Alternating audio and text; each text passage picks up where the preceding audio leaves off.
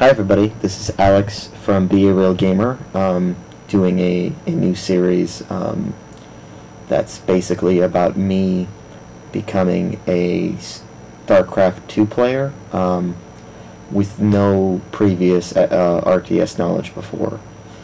I kind of just wanted to give you guys that are a little, I guess, I don't know, a little shy about trying Starcraft since, you know, you've never played an RTS like I have.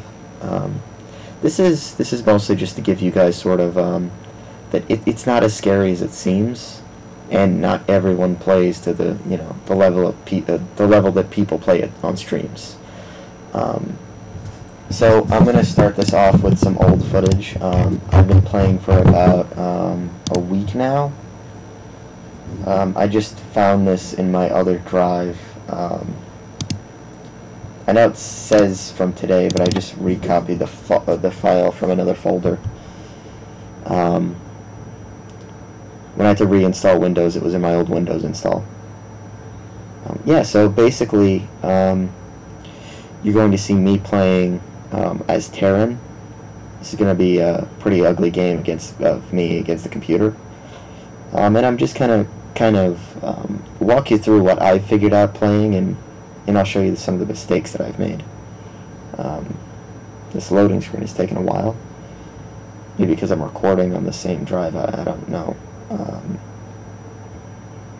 But yeah, there's a lot of common problems that people have that, I mean, just good macro, and for those of you who don't know what macro is buildings and timing and what you do with your economy, and micro is the micromanagement of the units in a battle, like selecting individual units or dragging your mouse over and boxing a few units like this.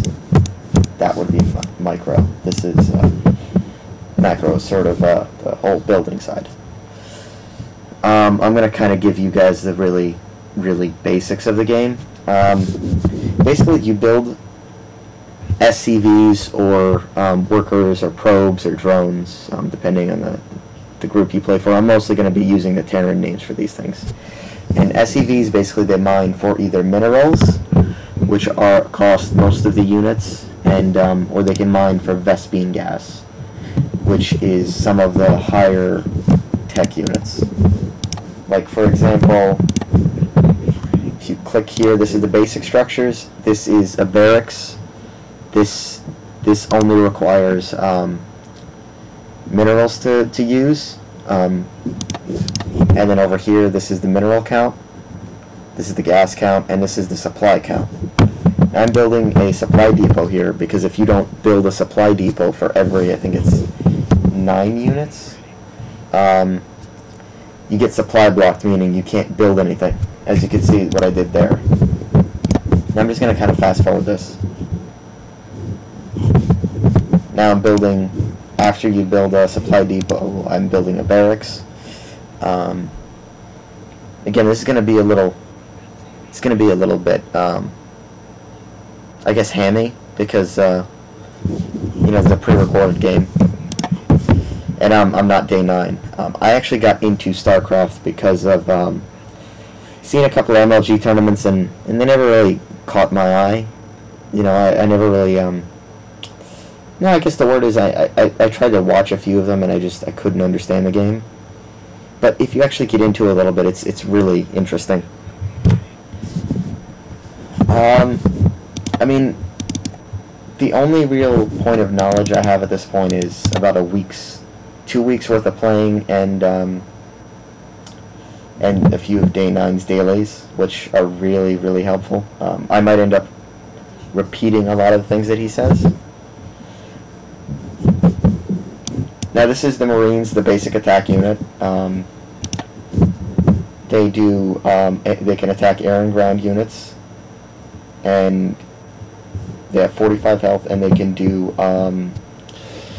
6 damage over 5 range.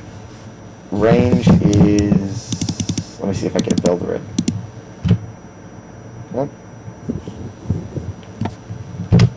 it's if you bring up a build grid, it's about here. This is about as far as I can attack. I have to be within, like, around here, I believe. Okay, so here I put up a second command center. Command centers are where you build units from, where you build workers from. Each race is a bit different. Like the Zerglings, they build all of their units from their command center or layer.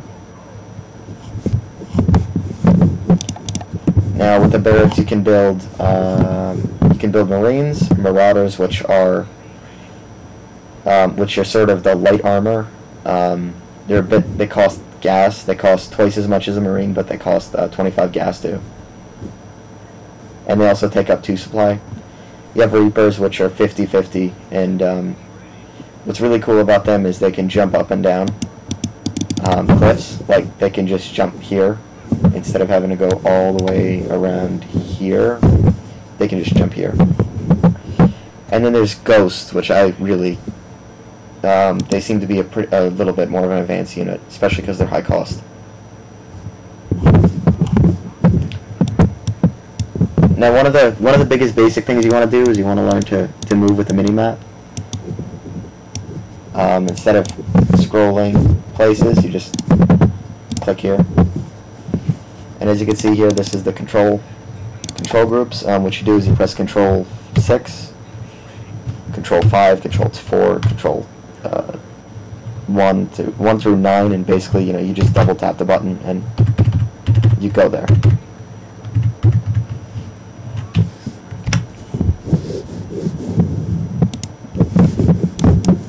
As you can see, I lost that battle, so I'm over here. Let me actually rewind that. Give you guys an idea of what's going on here. Now, as I was saying, I don't really have much experience in RTS games. I've mostly played FPS games all my life, and we here at Be a Real Gamer kind of want to teach you guys how to be better gamers. And yeah, I know that's Day 9's that's Day 9's line. But I think it works pretty well for the way that we do things. So I figured, for those of you guys who've never played Starcraft before, this is a good little introduction.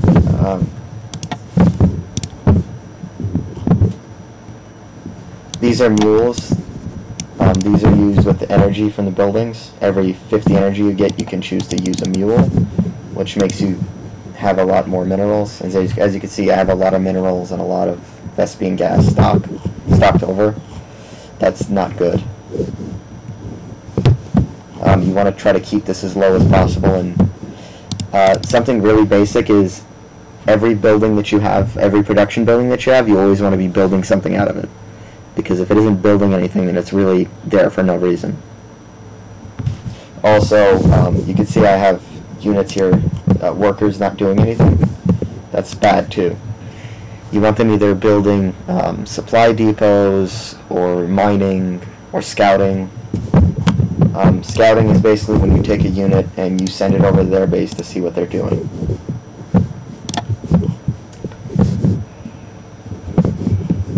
I'm just going to fast forward here.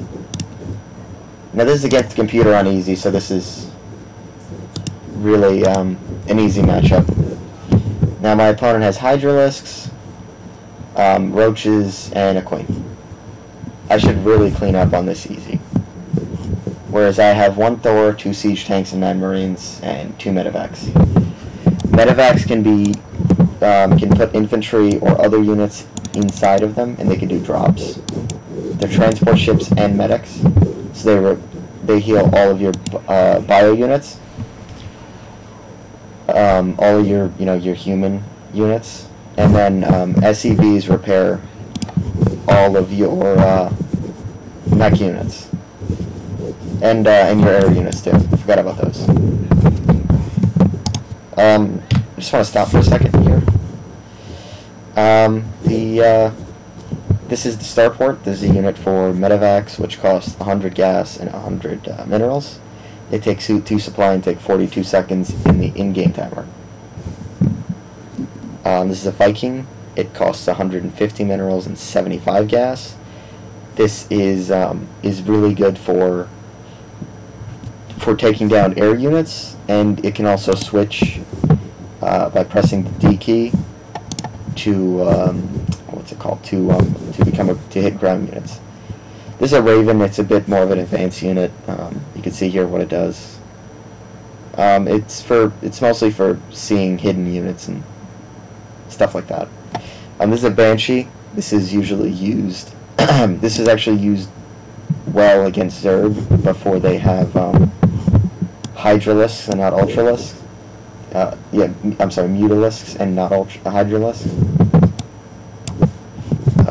And then there's the Battlecruiser, which nobody really builds because of the cost of it.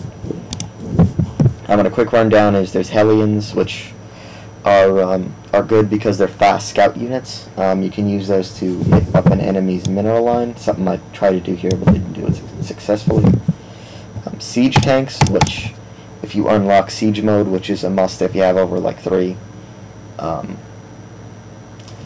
basically turns the unit into a stable artillery tank that is really, really powerful.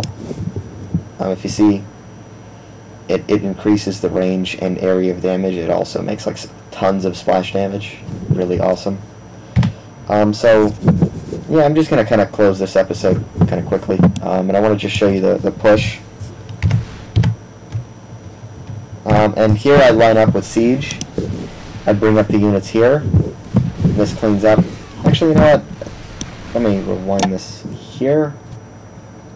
When I come up with a push. Now, what I do here is I use the Marines as sort of the forward units. What you do with this is I really should have put the Thors that come up here, and then bring the Marines and the tanks behind it. But I kind of just got them stuck.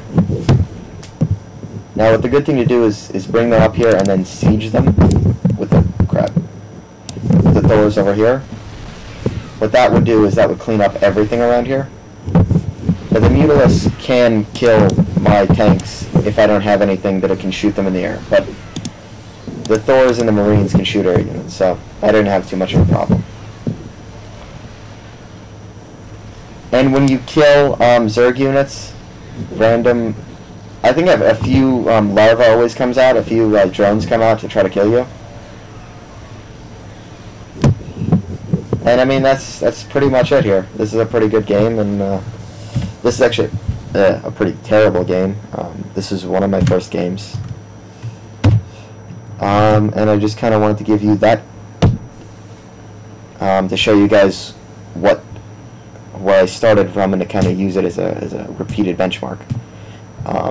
Anything I really have to give advice to players who are just starting the game, always remember to build workers and to build supply depots, pylons, or overseers so you don't get supply blocked.